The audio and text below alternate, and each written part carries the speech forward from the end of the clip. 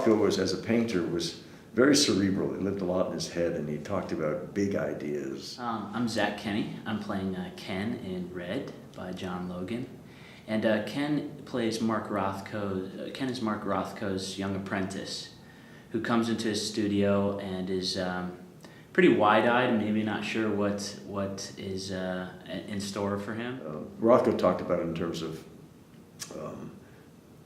that he thought a lot of painting that was figurative or had landscapes and things, that he said he thought that was illusion, and he didn't want illusion in his paintings. He wanted reality. He wanted truth.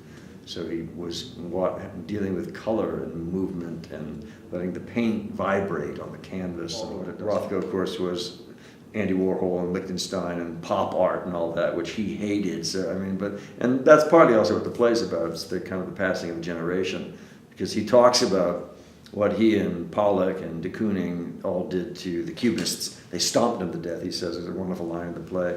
And you sense in the play this young artist who's working with him likes the Warhol and the pop art and all that stuff that's going to go on. And there's a passing of the guard in some ways. Immediately, Rothko kind of has this demanding energy, and he's challenging. Maybe that's not necessarily what Ken expected right off the bat.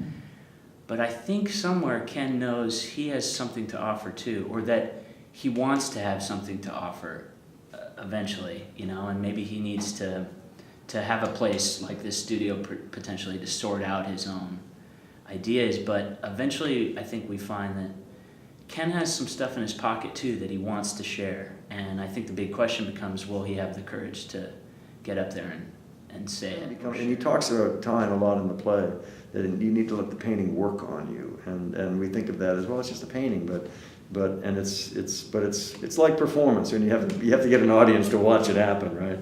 And it happens out in between, not on the stage, not in the audience. It happens between, that old saying about the theater. And I think painting, this kind of painting, is the same, or probably all good painting is the same. That it's a communication between the viewer and the artist.